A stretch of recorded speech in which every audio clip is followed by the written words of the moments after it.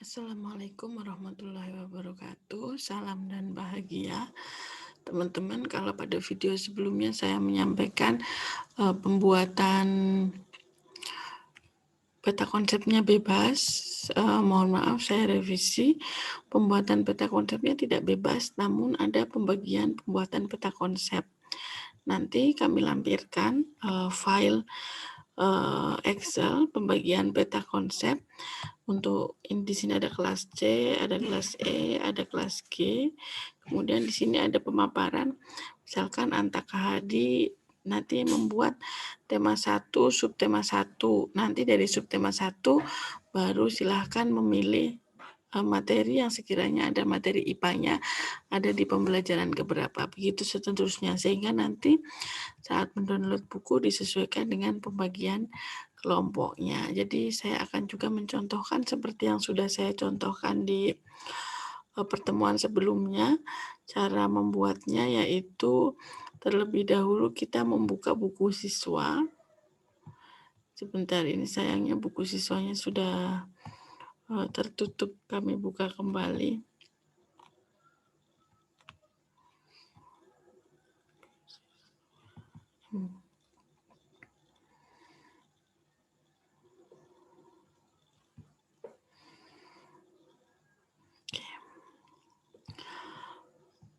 Baik,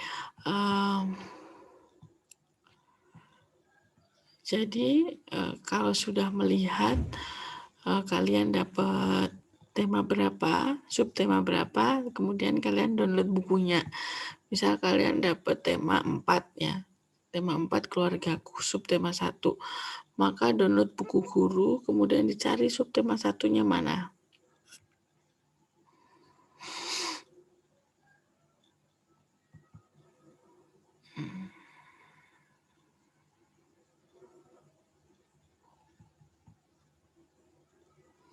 Nah, di sini sudah terlihat subtema 1-nya adalah anggota keluargaku. Maka dituliskan tema 4, subtema 1, anggota keluargaku. Kemudian silahkan dari subtema tersebut kalian analisis sendiri. Kira-kira yang sekiranya ada materi IPA itu pada pembelajaran keberapa.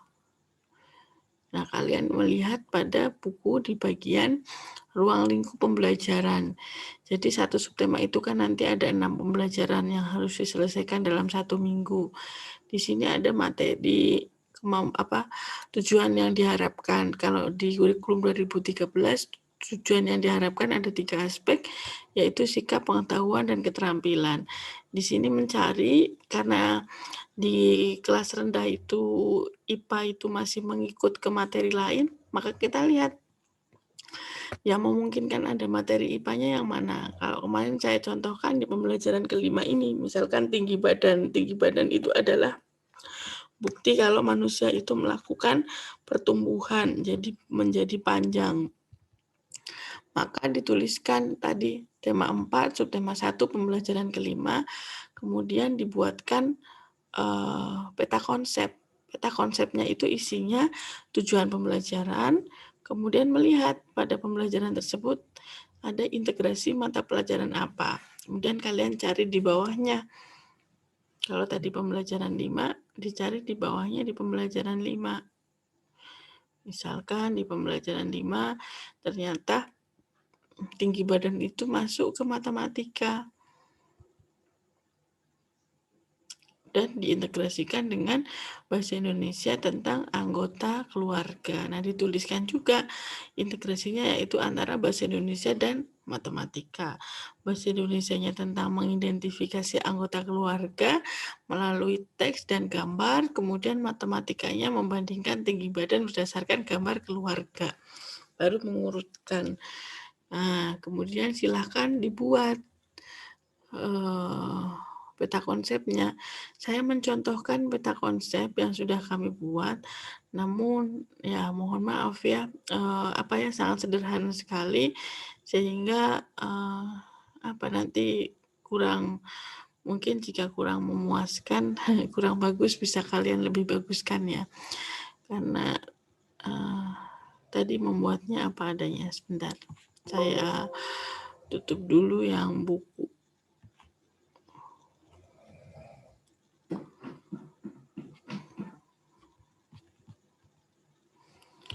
Nah, ini contoh peta konsep yang kami buat yang ada di kelas 1 seperti yang tadi saya sampaikan. Ditulis saja namanya siapa, kemudian peta konsep kelas 1, tema 4, keluargaku, subtema 1, anggota keluargaku, pembelajaran kelima.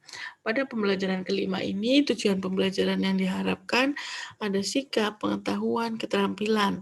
Sikapnya yaitu disiplin, kerjasama, percaya diri, pengetahuannya yaitu kosakata anggota keluarga dan tinggi badan, keterampilannya yaitu membaca, menulis kosakata anggota keluarga dan membandingkan tinggi badan. Ini tadi sumbernya dari buku guru ya, sudah kita perlihatkan tadi di ruang lingkup. Kemudian diturunkan menjadi integrasi mapelnya apa di pembelajaran ini.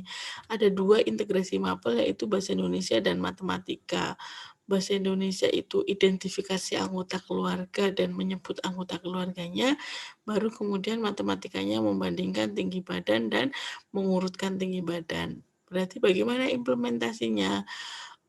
Dengan mengidentifikasi anggota keluarga terlebih dahulu, kemudian membandingkan tingginya. IPA-nya berada di mana? IPA-nya ada di tinggi badan, yaitu proses pertumbuhan manusia. Nah, itu contoh, silakan dibuat sekreatif mungkin sesuai dengan pembagiannya. Kalau selesai, kemudian nanti diupload bukan di bagian tugas ya, nanti diupload di bagian diskusi. Nah, misalkan di sini diupload di bagian diskusi, nanti silahkan kalian membuat topik dengan judul topik.